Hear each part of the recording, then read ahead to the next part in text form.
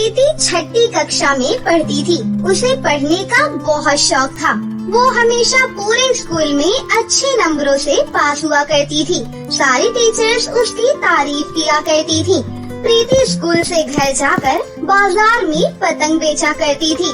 प्रीति बहुत ही मेहनती लड़की थी। ऐसे ही एक सुबह प्रीति स्कूल जा रही थी। तभी उसकी सहेली, जो कि उसी की क्लास में थी, जिसका नाम अमायरा था, वो प्रीति से बोलती है, अरे प्रीति, तू बाजार में पतंग बेचती है क्या? मैंने कल तुझे बाजार में देखा था। तू बाजार में बैठकर बोल रही थी, 10 वाला पतंग ले लो, 5 वाला पतंग ले लो। हाँ मायरा, मैं बाजार में पतंग बेचा करती हूँ, क्योंकि मेरे घर में कमाने वाला कोई भी नहीं है, बस मेरी माँ और मैं ही है। मेरी माँ घर में सिलाई का काम करती है और मैं बाजार में कभी पतंग बेचती हूँ तो कभी सब्जियाँ बेचना शुरू कर देती हूँ। सच्ची में तो इतनी गरीब है? ओह माय गॉड, मुझे लगा था कि शायद मेरी फ्रेंड हमारे लेवल के हिसाब से है, लेकिन तू तो गरीब निकली। तुझे ना अब मेरे साथ रहने की जरूरत नहीं है, क्योंकि मैं नहीं चाहती कि हमारी बेइज्जती हो जाए तेरी वजह से। सब लोगों को पता चलेगा कि अमायरा की फ्रेंड गरीब है और वो बाजार में पतंग बेचती है, तो कितनी बड़ी इंसल्ट होगी मेरी। ऐसी बात नहीं है अमायरा, गरीब और अमीर होना तो किस्मत की बात है। और दूसरी चीज ये है कि ऊपर वाले ने सबको बराबर बनाया है। ये तो लोगों का अपना अपना सोचना है कि गरीब लोग ऐसे होते हैं और अमीर लोग अच्छे होते हैं। अरे बस बस, मुझे अब तुझसे कोई भी बात करने की जरूरत नहीं है। आज से हमारी दोस्ती खत्म। कोई बात नहीं, मुझे भी ऐसी नकली दोस्त नहीं चाहिए जो मेरी गरीबी देखकर दोस्ती तोड़ दे। दोनों स्कूल जाने के लिए अलग अलग रास्ते अपना लेती हैं। थोड़ी देर बाद ये दोनों स्कूल पहुंच जाती हैं। स्कूल में उनकी क्लास टीचर मेघा सभी बच्चों को बोलती है, देखो बच्चों, आज से 14 दिन बाद हमारे स्कूल में गणतंत्र दिवस मनाया जाएगा, जिसमें सभी बच्चों को मिलजुल कर अपना अपना योगदान देना होगा। जैसे कि जिसको डांस आता है वो डांस करेंगे, जिसको पोयम सुनाना हो या गाना सुनाना हो या एक्टिंग करनी हो वो करेंगे। अगर आप कोई मैसेज देना चाहते हैं तो वो भी कर सकते हैं। तो इसके लिए मैं जिन बच्चों को सेलेक्ट करूंगी वो बच्चे अपने इंटरेस्ट के हिसाब से अपना अपना एक्ट तैयार कर लेंगे। ओके? मेघा टीचर सभी बच्चों को जोड़ियों में बांट देती है, तो वही मेघा प्रीति और अमायरा को भी एक साथ कर देती है। ये देखकर अमायरा को बहुत गुस्सा आता है और वो अपनी टीचर से कहती है, मैम, मुझे प्रीति के साथ कोई डांस वगैरह नहीं करना, मुझे किसी और के साथ करना है। इसके साथ अब मेरी लड़ाई हो चुकी है, हम दोनों अब दोस्त नहीं हैं। अरे ऐसा क्या हो गया तुम दोनों के बीच? पहले तो तुम दोनों बहुत अच्छी दोस्त थी, अचानक ऐसा क्या हो गया? प्रीति तो बहुत अच्छी बच्ची है, उसने तो लड़ाई नहीं की होगी। तो अमायरा, तुम ही बताओ, तुमने ऐसा क्या किया? मैम, वो आपको पता है, ये प्रीति ना बहुत गरीब है, ये बाजार में पतंग बेचती है। अब ऐसे लोगों के साथ कौन ही दोस्ती रखना चाहेगा? अब तो आप भी इसे नहीं पढ़ाओगी, मुझे पता है, देखना। ओह माय गॉड, तुम अभी इतनी छोटी हो और तुम्हारे दिमाग में कितनी घटिया बात अभी से आ रही है। देखो बच्चों, अमीर गरीब कुछ नहीं होता। इस संसार में ऊपर वाले ने सबको बराबरी का दर्जा देकर भेजा है। ये तो लोगों की मानसिकता ही ऐसी है कि लोगों ने जात पात, अमीरी गरीबी ना जाने क्या क्या बना दिया है, और जो चीज ऊपर वाले ने नहीं बनाई है उसे हमें मान्यता नहीं देनी चाहिए। ऊपर वाले ने सबको एक ही बनाकर भेजा है। अमीर की बॉडी में भी लाल खून है और गरीब की बॉडी में भी लाल खून है, तो फर्क क्या रह गया इसमें? अब बताओ मुझे। मैम, मैंने टीवी में देखा था, गरीब लोग बहुत बेकार होते हैं और मेरे घर में तो हम लोग अपनी नौकरानी के साथ भी बुरा व्यवहार करते हैं। इसमें तुम्हारी कोई गलती नहीं है बेटा, गलती तो तुम्हारे पेरेंट्स की है। बच्चे घर ही से तो सीखते हैं। खैर ये सब छोड़ो, मैं तुम्हारी टीचर हूँ और एक टीचर होने के नाते मैं चाहती हूँ कि तुम प्रीति के साथ ही परफॉर्म करो। तुम्हें गाना सुनाना हो या डांस करना हो, जो भी करना हो, अपने इंटरेस्ट के हिसाब से दोनों चूज कर लेना। और हाँ, दूसरी चीज, उस दिन तुम दोनों को सुंदर सा लहंगा पहन के आना है। ना चाहते हुए भी अमायरा को प्रीति के साथ पार्टिसिपेट करना ही पड़ता है। ऐसे ही अब दोनों सहेलियां मिलकर अपना एक डांस तैयार कर लेती हैं। देखते ही देखते 26 जनवरी का दिन नजदीक आ रहा था। अमायरा अपने माता पिता से कहकर अपने लिए बहुत महंगा लहंगा खरीद लेती है, तो वहीं दूसरी तरफ प्रीति अपनी माँ से कहती है, माँ, 26 तारीख को स्कूल में रिपब्लिक डे सेलिब्रेट किया जाएगा और उसमें मुझे ना एक अच्छा सा लहंगा पहनना है। तो मैं क्या सोच रही थी कि आप मेरे लिए एक सुंदर सा लहंगा बना दोगी क्या? बेटी, तू बिल्कुल भी टेंशन मत ले, मैं तुझे खुद मार्केट लेकर जाऊंगी और वहाँ से तुझे सुंदर सा लहंगा दिलवाऊंगी। अरे नहीं माँ, मुझे बाजार वाला लहंगा नहीं चाहिए, मुझे अपनी माँ के हाथों का बना हुआ लहंगा चाहिए। तो आप मेरे लिए एक सुंदर सा लहंगा बना देना ना, मैं वही पहनकर डांस करूँगी। अच्छा ठीक है, 26 जनवरी के लिए मैं तेरे लिए एक तिरंगे वाला लहंगा बनाऊंगी जिसमें तीनों रंगों का प्रतीक होगा। ये तो बहुत अच्छी बात है ना माँ। ठीक है, आप मेरे लिए ऐसा ही लहंगा तैयार कर देना। ऐसे ही 26 जनवरी वाले दिन सभी बच्चे अच्छे से तैयार होकर स्कूल जाते हैं। प्रीति भी स्कूल में आ जाती है। प्रीति को देखकर अमायरा बहुत हंसती है और कहती है, ये कौन सा लहंगा पहन लिया तूने? ऐसा लग रहा है कि तिरंगे को तूने अपने शरीर पर लपेट लिया हो। सच में मेरे साथ डांस करेगी ना तो सिर्फ लोग मुझे ही देखेंगे, तुझ पर तो कोई ध्यान ही नहीं देगा। कोई बात नहीं अमायरा, मुझे तो खुशी होगी अगर सब तुझे देखेंगे। और वैसे भी मैं जीतूं या हारूं, मुझे कोई भी फर्क नहीं पड़ता। हम दोनों बेस्ट फ्रेंड हैं। मैं जानती हूँ कि तुम मुझसे नाराज हो, लेकिन मेरे मन में तेरे लिए कोई भी नाराजगी नहीं है। चल हट, बहुत बड़ी बड़ी बातें करने लग गई है। मुझे ना तुझसे कोई मतलब नहीं है। मुझे तो सिर्फ मेघा मैम की वजह से ये सब करना पड़ रहा है। थोड़ी देर में दोनों स्टेज पर जाती हैं और डांस करना शुरू कर देती हैं। अमायरा स्टेज पर जाते ही पब्लिक को देखकर बहुत ही ज्यादा नर्वस हो जाती है और अमायरा से डांस नहीं हो पाता। लेकिन वही प्रीति पूरी हिम्मत के साथ अपना पूरा डांस कंप्लीट करती है। सभी लोगों को प्रीति का डांस बहुत अच्छा लगता है। आखिरकार अंत में प्रीति को बहुत अच्छे गिफ्ट के साथ साथ उसकी तारीफ भी की जाती है। साथ ही उसके तिरंगे वाले लहंगे की भी बहुत तारीफ होती है। तभी प्रीति अपने हाथ में गिफ्ट लिए अपनी फ्रेंड अमायरा को बुलाती है और कहती है, ये जितने भी गिफ्ट है ना, इन सब की असली हकदार मैं अकेली नहीं बल्कि मेरी फ्रेंड अमायरा भी है। अमायरा ने मेरे साथ मिलकर डांस किया और बहुत प्रैक्टिस की और मुझे तो डांस भी नहीं आता था। ये सब डांस मुझे अमायरा ने ही सिखाया है, इसलिए इस गिफ्ट की असली हकदार अमायरा है। अभी अमायरा की थोड़ी तबीयत खराब हो गई थी, लेकिन अमायरा बेस्ट डांसर है, तो ये गिफ्ट भी मैं अमायरा को ही देना चाहूँगी।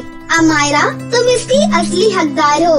मैं आज सबके सामने प्रीति से माफी मांगती हूँ, क्योंकि मैं हमेशा प्रीति को गरीब कहकर बुलाया करती थी। मैं इसका बहुत मजाक बनाया करती थी, लेकिन आज मुझे इसका इतना बड़ा दिल देखकर समझ आ गया है कि अमीर और गरीब कुछ भी नहीं होता। इंसान अपनी इंसानियत से बड़ा होता है। इस तरह अमायरा को अपनी गलती का एहसास हो जाता है और फिर उस दिन के बाद से वो दोनों बेस्ट फ्रेंड्स बन जाती हैं और हंसी खुशी से रहने लगती हैं। अरे काली कलोटी, ये हमारी सीट है, तुम्हारी हिम्मत कैसे हुई यहाँ बैठने की? हटो यहाँ से और जाकर पीछे बैठो। मैं क्यों जाऊँ पीछे? जल्दी तो मैं आई हूँ ना, इसलिए आगे तो मैं ही बैठूंगी। तुम लोग इतनी लेट आई हो, इसलिए आज तुम लोग पीछे बैठो। तो जानती भी है तो किससे बात कर रही है? हम अपने पापा से कहकर तुझे 2 मिनट में स्कूल से निकलवा देंगे, समझी? तो जैसी गरीब और काली कलोटी आगे नहीं, वहाँ पीछे वाले बेंच पर बैठती हुई अच्छी लगती है, समझी?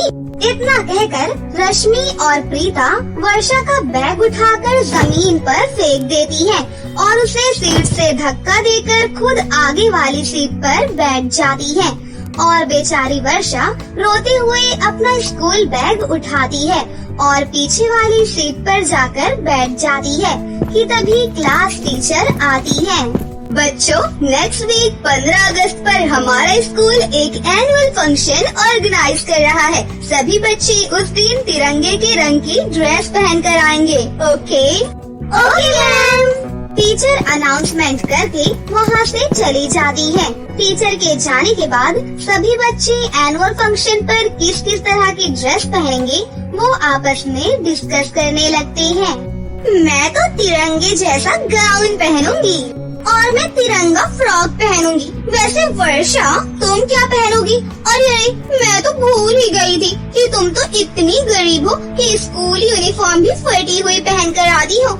एनुअल फंक्शन पर तुम क्या ही न्यू ड्रेस पहनोगी और तुम इतनी काली भी हो कि काले लोगों पर तो कुछ भी अच्छा ही नहीं लगता। तुम लोगों को पता है, मैंने एक काले रंग की बिल्ली पाली है, लेकिन मेरी बिल्ली भी इस वर्षा से ज्यादा काली नहीं है। वर्षा की गरीबी और उसके काले रंग का मजाक उड़ाते हुए सारे बच्चे उस पर हंसने लगते हैं। स्कूल खत्म होने के बाद वर्षा घर आती है और उदास होकर एक कोने में बैठ जाती है, जिसे देख सिलाई कर रही उसकी माँ रीमा उसके पास आती है। क्या हुआ वर्षा बेटा, इतनी उदास क्यों हो? किसी ने क्लास में कुछ कहा क्या? वर्षा रोते हुए सारी बात अपनी माँ को बताती है। क्लास में सभी बच्चों ने मेरा बहुत मजाक उड़ाया। वो हमेशा मेरे काले रंग और गरीबी को लेकर मुझे परेशान करते हैं और आज जब टीचर ने 15 अगस्त पर तिरंगे जैसी ड्रेस पहनने के लिए कहा तो सभी ने फिर से मेरा मजाक उड़ाया। वो कहते हैं कि मैं गरीब हूँ, इसलिए मैं ये सब नहीं पहन सकती। माँ, मुझे भी स्कूल में एनुअल फंक्शन पर तिरंगे जैसी कोई ड्रेस पहननी है, तो तुम मेरे लिए तिरंगा लहंगा बना दो ना, तुम्हें तो सिलाई भी आती है। कितनी बेबस माँ हूँ मैं, लोगों के कपड़े सिलती हूँ लेकिन अपनी बेटी को एक नया लहंगा तक ला कर नहीं दे सकती। अगर आज तेरे बाबा जिंदा होते तो हमारी हालत ऐसी ना होती। अपने पति किशोर के गुजर जाने के बाद रीमा लोगों के कपड़े सिलकर ही अपना और अपनी बेटी का गुजारा चलाती है। पता है दोस्तों, मैंने तो सोच लिया है, मैं एनुअल फंक्शन पर महात्मा गांधी जी का रोल प्ले करूँगा। मेरी तो एनुअल फंक्शन की ड्रेस भी आ गई है। मैं तो बहुत ज्यादा एक्साइटेड हूँ एनुअल फंक्शन के लिए। क्लास के सभी बच्चे 15 अगस्त के एनुअल फंक्शन के लिए काफी ज्यादा खुश होते हैं कि तभी वर्षा क्लास में एंटर होती है, जिसे देखो गाइस, हमारी क्लास की मिस यूनिवर्स और रिचेस्ट पर्सन आ रही है। मिस वर्षा, तुम्हारी 15 अगस्त के फंक्शन की ड्रेस आ गई है ना? कहाँ से आई है? लंदन या अमेरिका से? लंदन और अमेरिका से तो नहीं, लेकिन मेरी मम्मी 15 अगस्त के एनुअल फंक्शन के लिए खुद मेरे लिए तिरंगा लहंगा बनाएंगी।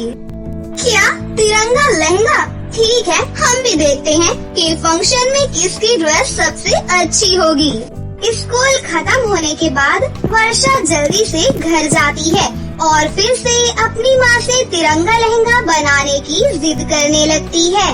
माँ, अब 15 अगस्त के एनुअल फंक्शन के लिए सिर्फ एक हफ्ता रह गया है, लेकिन आपने अभी तक मेरा तिरंगा लहंगा नहीं बनाया है। कब बनाओगी माँ? अब मैं तुझे कैसे बताऊँ मेरी बच्ची, लहंगा बनाने के लिए मुझे एक बड़े और अच्छे कपड़े की जरूरत है और इस वक्त मेरे पास बिल्कुल भी पैसे नहीं है। क्या करूँ, कुछ समझ ही नहीं आ रहा। रीमा रात भर वर्षा के लहंगे के लिए काफी ज्यादा परेशान होती है। अगले दिन रीमा अपने सिले हुए कपड़ों को देने के लिए जाती है। अरे वाह, सूट तो तुमने अच्छा सिला है, ये लो इसके पैसे। काजल बहन जी, मेरी बेटी के स्कूल में 15 अगस्त पर एक एनुअल फंक्शन हो रहा है जिसमें उसको तिरंगा लहंगा पहनना है, लेकिन मेरे पास तिरंगा प्रिंट का कपड़ा खरीदने के लिए बिल्कुल भी पैसे नहीं है। क्या आप मुझे थोड़े पैसे और दे सकती हैं? मैं आपके 3-4 कपड़े फ्री में सिल दूंगी। मुझे इस वक्त कोई भी कपड़ा नहीं सिलवाना है और न ही मेरे पास इन सारी चीजों के लिए पैसे हैं, समझी? अब निकलो यहाँ से। काजल की ऐसे बेइज्जती करने पर बेचारी रीमा की एक आखिरी उम्मीद भी टूट जाती है। 15 अगस्त को करीब आता देख दिन प्रतिदिन रीमा की टेंशन भी बढ़ने लगती है। हे ऊपर वाले, अब तू ही मेरी मदद कर। आज तक मैं अपनी बच्ची को कोई भी खुशी नहीं दे पाई हूँ। रीमा रोड पर चलते हुए खुद से बात कर रही होती है कि तभी उसे नदी के किनारे बैठी एक बूढ़ी औरत दिखाई देती है जो जोर जोर से रो रही थी। हाय मेरी पोटली, कोई मेरी पोटली को नदी से बाहर निकाल दो। अरे अम्मा, आप ऐसे क्यों रो रही हो? मेरी कपड़ों की पोटली नदी में गिर गई है। मैं एक धोबिन हूँ। उस पोटली के अंदर बहुत महंगे महंगे कपड़े थे। अगर वो कपड़े खो गए तो मैं कहाँ से उनके पैसे चुकाऊंगी? उस बूढ़ी औरत को इतना परेशान देखकर रीमा उस गहरी नदी के अंदर उतरती है और बड़ी ही मुश्किलों से कपड़ों की पोटली ढूंढकर निकाल लेती है। ये लीजिए माँ जी, आपके कपड़ों की पोटली। लेकिन बेटा, ये सारे कपड़े तो गीले हो गए हैं। माँ जी, आप फिक्र मत करिए, ये सारे कपड़े मैं यहाँ इस पेड़ की डाली पर सुखा देती हूँ। थोड़ी देर में धूप में सारे कपड़े सूख जाएंगे। फिर रीमा उस पोटली में से सारे कपड़े निकालकर पेड़ की डाली पर उसे सूखने के लिए डाल देती है। इसी बीच रीमा और उस बूढ़ी औरत में काफी बात होती है और बातों ही बातों में रीमा उन्हें अपनी सारी परेशानी भी बता देती है। बेटा, परेशान मत हो, ऊपर वाला है ना, सब कुछ ठीक करेगा। चल, अब मैं चलती हूँ, मेरे सारे कपड़े भी सूख गए हैं। फिर बूढ़ी औरत सारे कपड़ों को पोटली में बांधती है और वहाँ से चली जाती है। तभी रीमा देखती है कि पेड़ की टहनी पर एक बहुत बड़ा सफेद कपड़ा सूख रहा है, जिसे वो बूढ़ी औरत ले जाना भूल जाती है। अरे अम्मा तो इस सफेद कपड़े को यही भूल गई। देखने में तो काफी ज्यादा महंगा लग रहा है। एक काम करती हूँ, इसे अपने साथ ही ले जाती हूँ। अगर अम्मा मिलेंगी तो मैं उन्हें दे दूंगी। रीमा उस सफेद से कपड़े को अपने घर में लाकर रख देती है और ऐसे ही 3 से 4 दिन बीत जाते हैं, लेकिन उस बूढ़ी अम्मा का रीमा को कोई भी पता नहीं चलता। और इधर अब 15 अगस्त के लिए सिर्फ 2 दिन ही बाकी रह जाते हैं। आप मुझसे बिल्कुल भी प्यार नहीं करती हो। 15 अगस्त में अब सिर्फ 2 दिन ही रह गए हैं और आपने अभी तक मेरा लहंगा नहीं सिला। अगर कोई दूसरी माँ होती तो वो अभी तक मेरे लिए सुंदर सा तिरंगा लहंगा सिल चुकी होती। ये कहते हुए वर्षा रोते हुए बाहर चली जाती है। अपनी बेटी को इस तरह रोता देख अब और नहीं, मैं अपनी बेटी को और ऐसे रोता हुआ नहीं देख सकती। अब मैं उसके लिए लहंगा जरूर सिलूंगी। मैं लहंगा सिलने के लिए उसी सफेद कपड़े का इस्तेमाल करूंगी। अगर वो बूढ़ी अम्मा कपड़ा लेने के लिए आएंगी तो मैं जैसे तैसे पैसे जोड़कर उस कपड़े के पैसे दे दूंगी। रीमा अब उस कपड़े को लेती है और अपने आंगन में उगी घास, पत्तियों और नारंगी रंग के फूलों को अच्छे से पीस लेती है और उस सफेद कपड़े पर उन रंगों को लगाकर उस सफेद कपड़े को तिरंगा जैसा बना देती है। बस अब इसके सूखने का इंतजार है। इसके सूखते ही इससे अपनी बेटी के लिए सुंदर सा तिरंगा लहंगा सिलूंगी। कपड़े के रंग सूखने के बाद रीमा रात भर जागकर उस कपड़े से अपनी बेटी के लिए एक सुंदर सा तिरंगा लहंगा सिलती है। वर्षा बेटा, ये देखो, मैंने तुम्हारे लिए तिरंगा लहंगा सिल दिया है। अब जाओ और इसे जल्दी से पहन कर आओ। वर्षा जल्दी से उस तिरंगा लहंगे को पहनकर तैयार हो जाती है। माँ, ये तिरंगा लहंगा तो बहुत ज्यादा सुंदर लग रहा है। वर्षा उस तिरंगे लहंगे को पहनकर खुशी के मारे गोल गोल घूमने लगती है कि तभी उस तिरंगा लहंगे के अंदर से एक सुनहरी रोशनी निकलती है और देखते ही देखते वर्षा एक सुंदर और गोरी बच्ची में बदल जाती है, जिसे देख रीमा ये क्या हुआ? मेरी बेटी का रंग काले से गोरा कैसे हो गया? माँ, मैं तो इतनी काली थी, लेकिन अचानक से मैं इतनी सुंदर कैसे हो गई माँ? ये सब मेरे जादुई तिरंगे लहंगे का कमाल है, इसलिए इसे पहनते ही तुम काली से गोरी हो गई। हे ऊपर वाले, ये क्या? ये लहंगा तो बोल रहा है। वर्षा बेटा, जल्दी से इस लहंगे को उतार दे, कहीं ये तो मुझे मायावी लग रहा है। रीमा, घबराओ मत, मैं मायावी नहीं बल्कि जादुई लहंगा हूँ। जिस कपड़े से तुमने इस लहंगे को सिला है, दरअसल वो एक जादुई कपड़ा है, इसलिए ये सब हो रहा है। इसे तुम बस भगवान का चमत्कार समझो।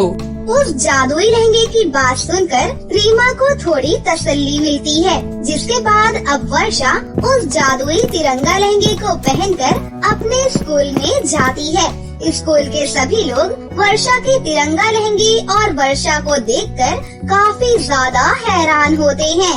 ये क्या? ये तो इतनी काली कलूटी थी, अचानक इतनी गोरी कैसे हो गई? और इसके पास इतना सुंदर तिरंगा लहंगा कहाँ से आया? वर्षा उस जादुई तिरंगा लहंगे को पहनकर काफी अच्छा परफॉर्मेंस करती है, जिसके चलते वर्षा को बेस्ट डांसर का अवार्ड भी मिलता है, जिसे लेकर वर्षा खुशी खुशी अपने घर आती है। माँ, आपको पता है स्कूल में सभी ने मेरे इस जादुई तिरंगे लहंगे की बहुत तारीफ की और सभी लोग तो मुझे देखकर काफी हैरान भी हुए। मैं बहुत खुश हूँ इस जादुई तिरंगे लहंगे को पहनकर। अपनी बेटी को पहली बार इतना खुश देखकर रीमा भी काफी खुश होती है। तभी अचानक वर्षा की उस जादुई तिरंगा लहंगे के अंदर से ढेर सारे सोने के सिक्के निकलने लगते हैं। ये सोने के सिक्के मेरी तरफ से तुम दोनों के लिए है। तुम इन सिक्कों से अपनी सोई हुई किस्मत को जगा सकती हो। जादुई लहंगे की बात सुनकर दोनों माँ बेटी काफी खुश होती हैं। जिसके बाद अब रीमा उन सिक्कों की मदद से अपनी गरीबी और सोई हुई किस्मत को बदल देती है और साथ ही गरीब लोगों की भी मदद करती है। और अब दोनों माँ बेटी हंसी खुशी से अपनी आगे की जिंदगी जीने लगती है।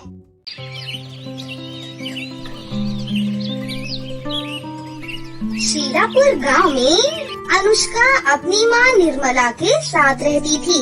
अनुष्का के पिता की मौत ज्यादा शराब पीने के कारण कुछ सालों पहले ही हो गई थी। अपने पति के जाने के बाद निर्मला ही अपनी बेटी अनुष्का का ध्यान रखती थी। वो अपने खेत में थोड़ी बहुत सब्जियां उगाकर उन्हें ठेले में ले जाकर गली गली बेचा करती थी, जिससे उनके घर का गुजारा चलता था। आइए आइए, हरी हरी सब्जियां ले जाइए, दूर भगाए सभी बीमारी, ऐसी है ये सब्जियां हमारी। अरे वाह, तुम्हारी सब्जियां तो बहुत ही हरी भरी और ताज़ा है भाई। अच्छा, पालक कैसे दिया? जी, सभी सब्जियां सिर्फ 30 रुपए किलो हैं। आपको जो चाहिए ले जाइए। अच्छा, तो पालक 1 किलो और कद्दू आधा किलो और हाँ, ये टमाटर भी 1 किलो कर दो। जी भाई साहब, अभी बांध देती हूँ। निर्मला अपनी बेटी अनुष्का को सरकारी स्कूल में पढ़ने के लिए डाल देती है और खुद सारा दिन धूप में गली गली जाकर सब्जियां बेचती है, जिससे वो घर खर्च चलाती है। साथ ही अनुष्का की पढ़ाई और कुछ पैसे अनुष्का की शादी के लिए भी निकाल कर रख लेती है। आ गई माँ, चलो अब जल्दी से हाथ मुँह धो लो, मैं तुम्हारे लिए खाना लगा देती हूँ। ठीक है बिटिया, तूने खा लिया क्या? नहीं माँ, मैं तो तुम्हारे आने की ही राह देख रही थी। मेरी प्यारी माँ सारा दिन मेहनत करती है, बहुत थक जाती होगी ना माँ? मेहनत नहीं करूँगी तो अपनी गुड़िया के ब्याह के लिए पैसे कैसे इकट्ठा करूँगी? ऐसे ही कुछ साल बीत जाते हैं और अनुष्का 12वीं पूरी कर लेती है। एक रोज वो अपनी माँ के साथ गांव के सरपंच की बेटी जानवी की शादी में जाती है, जहां उसका शादी का ब्राइडल लहंगा देखकर अनुष्का हैरान रह जाती है। अरे वाह जानवी, तेरा लहंगा तो कितना खूबसूरत है। खूबसूरत तो होगा ही, इतना महंगा जो है, पर तू ऐसे लहंगे के सपने देखना छोड़ दे। तुम गरीबों के बस की नहीं है इतना महंगा ब्राइडल लहंगा खरीदना। तू तो अपनी माँ को बोलकर उनकी साड़ी का ही लहंगा बनवा लेना अपनी शादी के लिए। जानवी की बात सुनकर अनुष्का बहुत दुखी हो जाती है। परेशान मत हो मेरी बच्ची, तेरी माँ से जितना हो सकेगा वो तेरे लिए जरूर करेगी। उसी शादी में जानवी की मौसी मीनू अपने बेटे के साथ आई हुई होती हैं। अनुष्का पर जैसे ही उसकी मौसी की नजर जाती है वो उसे देखती ही रहती हैं। गुलाबी रंग के सूट में ये गोरी लड़की बिल्कुल ऐसी लग रही है जैसे कोई कमल का फूल हो। मुझे तो अपने छोटे बेटे वरुण के लिए बड़ी ही पसंद आई। हाँ माँ जी, लड़की तो बहुत सुंदर है। वरुण को भी अनुष्का पहली ही नजर में भा जाती है। शादी के कुछ दिन बाद मीनू अपनी बड़ी बहू और दोनों बेटों के साथ अनुष्का के घर जाती है और उसकी माँ से उसका हाथ मांगती है। बहन जी, मैं गरीब सब्जी वाली हूँ और आपके बड़े घर में रिश्ता जोड़ने की मेरी हैसियत नहीं है। आंटी, रिश्ता हैसियत देखकर नहीं बल्कि दिल देखकर जोड़ा जाता है और हमें अनुष्का पहली नजर में ही भा गई। सही कहा बेटा तुमने, और हमें इस शादी से कोई दिक्कत नहीं है। अनुष्का के लिए बड़े घर से आया रिश्ता देखकर निर्मला खुश हो गई। निर्मला ने अपनी जमा पूंजी निकाली और उसने अपनी बेटी की शादी की तैयारी करना शुरू कर दी। सब तैयारियां होने के बाद वो अपनी बेटी को ब्राइडल लहंगा दिलाने के लिए अनुष्का के साथ शहर गई और सुंदर सा ब्राइडल लहंगा उसके लिए ले आई। मैं जानती हूँ बेटी, तुझे सरपंच जी की बेटी जैसा ब्राइडल लहंगा लेने का मन था, पर तेरी माँ के पास इतने पैसे नहीं हैं कि तुझे इतना महंगा लहंगा दिला सके। कोई बात नहीं माँ, ये भी मुझे बहुत पसंद है, लेकिन कल क्या होगा ये कोई भी नहीं जानता। शादी के ठीक एक दिन पहले अनुष्का का ब्राइडल लहंगा चोरी हो गया और सब लोग बातें बनाने लगे। हाय, कितना बड़ा अपशगुन है ये कि दुल्हन का लहंगा ही चोरी हो गया। ये तो बहुत ही बुरा हुआ। बेचारी निर्मला के पास अब तो इतने पैसे भी नहीं होंगे कि उसे फिर से दिलवा सके। मेरी माँ ने कितने सालों से एक एक पाई इकट्ठी करके मेरे लिए शादी का जोड़ा बनवाया था, लेकिन अब क्या होगा? ये बात जब अनुष्का की जेठानी को पता चली तो वो जल्दी से बाजार गई और अनुष्का के लिए बहुत ही महंगा और खूबसूरत ब्राइडल लहंगा ले आई, जिसे देखकर अनुष्का हैरान रह गई। अरे, ये तो वही लहंगा है जो सरपंच जी की बेटी मतलब जानवी ने अपनी शादी में पहना था। हाँ, हमें किसी ने बताया कि तुम्हें जानवी का लहंगा बहुत पसंद आया था, लेकिन इतना महंगा होने के कारण तुम ऐसा लहंगा अपनी शादी के लिए खरीद नहीं पाई। इसलिए जब मुझे पता चला कि तुम्हारा लहंगा चोरी हो गया है तो मैं इसे तुम्हारे लिए ले आई। दीदी, आप बहुत अच्छी हो। Thank you so much. तुम्हारा बहुत बहुत धन्यवाद बेटी, तुमने हमारी लाज बचा ली। अनुष्का मेरी छोटी बहन जैसी है माँ जी, उसके लिए मैं इतना तो कर ही सकती हूँ। अब कल इस जोड़े को पहनकर दुल्हन बनकर तैयार हो जाना। हम धूमधाम से बारात लेकर आएंगे अपनी दुल्हनिया को लेने के लिए। फिर अगले दिन जब अनुष्का वो ब्राइडल लहंगा पहनकर तैयार होती है तो वो किसी परी से कम नहीं लगती। सबकी नजरें उसी पर टिक जाती हैं। उसे देख जानवी भी हैरान रह जाती है। अनुष्का को उस ब्राइडल लहंगे में देखकर निर्मला की आंखें भर जाती हैं। फिर धूमधाम से अनुष्का की शादी वरुण से खुशी खुशी हो जाती है।